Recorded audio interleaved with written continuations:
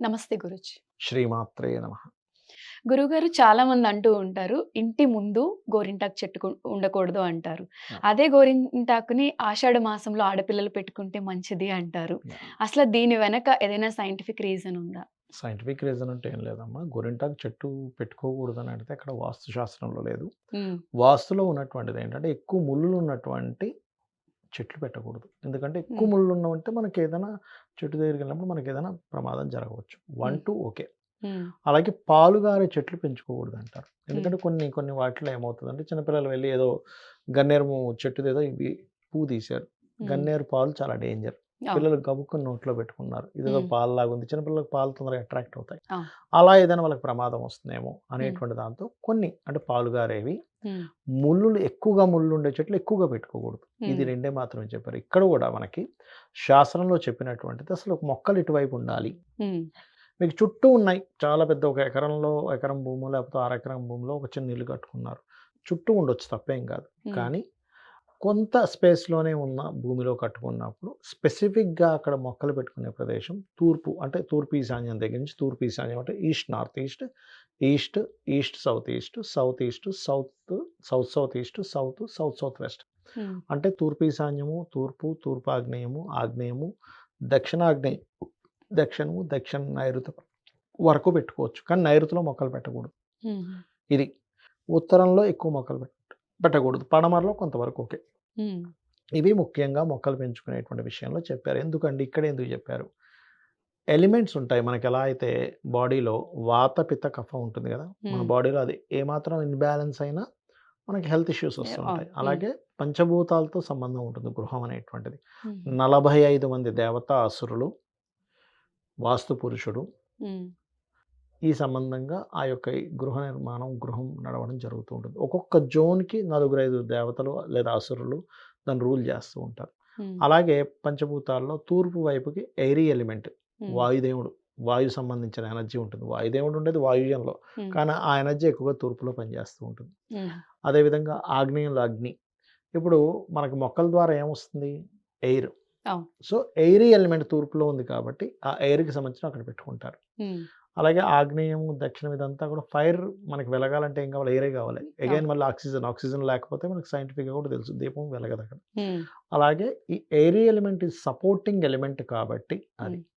అందుకే మనకి తూర్పు మధ్యలో సంపు తవ్వుకోవచ్చు అంటారు ఈశాన్యంలో. ఎందుకు? ఎయిర్‌కి కావాల్సిన మొక్కలకు కావాల్సిన సపోర్టింగ్ ఏంటి? వాటర్. హ్మ్. అలాగే మనకు వాస్తులో ఏ ఎలిమెంట్‌కి ఏ ఎలిమెంట్ సపోర్టింగ్ ఎలిమెంట్, ఏ ఎలిమెంట్‌కి ఏ ఎలిమెంట్ నాన్ సపోర్టింగ్ ఎలిమెంట్ అనేటువంటి దాన్ని తీసుకొని వాస్తుపరంగా చెప్పడం జరిగింది. హుహు. మరి ఉత్తరంలో ఎందుకు వద్దన్నారండి మొక్కలు?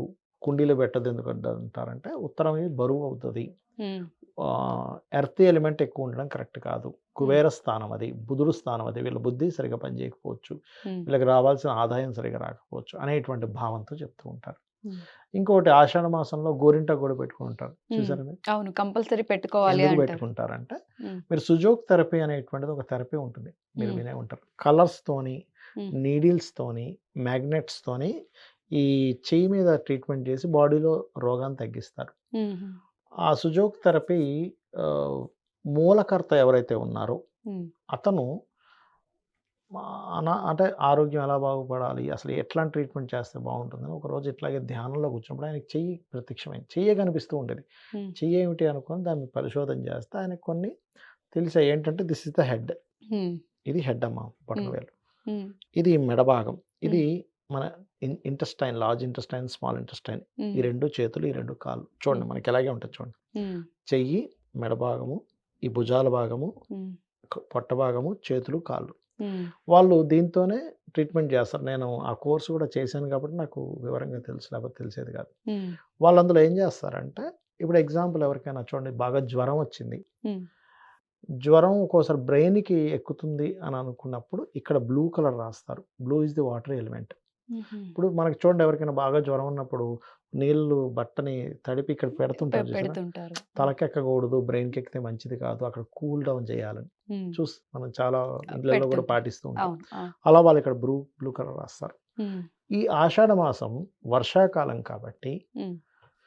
వీళ్ళకి రోగాలు రాకుండా ఉండడం కోసం స్త్రీ యొక్క శరీరం ముఖ్యంగా చాలా సున్నితంగా ఉంటుంది. హ్మ్. అందుకని గోరింటాకు పెట్టుకుంటాం. గోరింటాకు అనేటువంటి red colour is fiery element. హుహుహు. మీరు కావాలంటే చూడండి, మనకి నవగ్రహాల్లో గూడా మనకి కలశాలు పెట్టినప్పుడు రకరకాల రంగులు పెడతారు దాని మీద. హ్మ్. హ్మ్. Blouse pieces. అవును. అందులో కుజుడికి, రవికి రెడ్ అండ్ ఆరెంజ్ పెడతాం. హ్మ్. ఎందుకు ఫైరీ రిలేటెడ్ ప్లానెట్స్ కాబట్టి అవి. హ్మ్. సో, అందుకని ఎప్పుడైతే ఇక్కడ గోరింటాకు పెట్టుకుంటారో ఈ వేళ్ళకి, ఈ మధ్యలోని డిజైన్ లాగా హ్మ్. ఇదేమవుతుందంటే బాడీని కాపాడుతుంది. హుహుహు. మనకు తెలియకుండానే. ఓకే. అది దాని వెనకాతల ఉన్న సైంటిఫిక్ రీజన్ అది. హ్మ్. తెలియక ఏదో అలంకారం కోసం పెట్టుకుంటున్నారు అనుకుంటారు. హ్మ్. కానీ ఒరిజినల్‌గా జరిగేదది. ఎవరైతే హ్మ్. ఈ గోరింటాకు పెట్టుకుంటారో ఆషాఢ మాసంలో, హ్మ్. స్త్రీలకి ప్రత్యేకంగా హెల్త్ రిలేటెడ్ ఇష్యూస్ ఇవన్నీ చాలా తగ్గుతాయి. హుహు. అంటే చాలామంది చెప్తారు ఎక్కువగా చిన్నప్పుడు హ్మ్. అదొక ప్యాషన్‌లాగా ఎక్కువ పెట్టేసుకుంటూ ఉంటే బ్లడ్ అంతా విరిచేస్తది. అన్ని సార్లు పెట్టుకోకూడదు అనేవారు మా అంటే తాతయ్య. హ్మ్. ఒకటమ్మా, ఏదైనా అతి వర్జయేత్ అంటారు. అంటే ఇప్పుడు హ్మ్. చూడండి, బాగా వాటర్ తాగండి, ఏమవుతుంది పరిస్థితి? ఎక్కువ తాగకూడదనేవారు. డీహైడ్రేట్ అయిపోతుంది. హ్మ్. కొంచెం లిమిట్ 4 గ్లాసులు, 5 గ్లాసులు హ్మ్. అంతవరకే. విపరీతంగా వాటర్ తాగుతూ ఉండండి, మంచిది కాదు. అంటే ఏంటి? ఎంత వరకు మీకు తీసుకో ప్రాణాన్ని పోసేటువంటిది, మీ దాహాన్ని తీర్చే నీరు గూడా మంచిది కాదు ఎక్కువగా తీసుకుంటే. హ్మ్. ఎయిర్ ఉండాలండి, కానీ విపరీతంగా వాటర్ గాలే మొత్తం పీల్చుకుంటే ఏమవుతుంది? ఊపిరాడదు. ఊపిరాడదు. అంటే ఏదైనా గూడా ఫుడ్ తినండి, మీరు విపరీతంగా తినండి, అమ్మో! పొట్ట అరే! పగిలిపోతుందంటాం. అవును. ఏది ఎక్కువ మంచిది కాదు. హ్మ్. ఇదని అతి వర్జయేత్ అంటారు అందుకే. ఏది ఎ అతి చేయకూడదు. ఎంతవరకు చేయాలో అంతవరకు చేసుకోవాలి. చేయాలంటారు. ఓకే. గురువుగారు ధన్యవాదాలు. శ్రీమాత్రే నమః.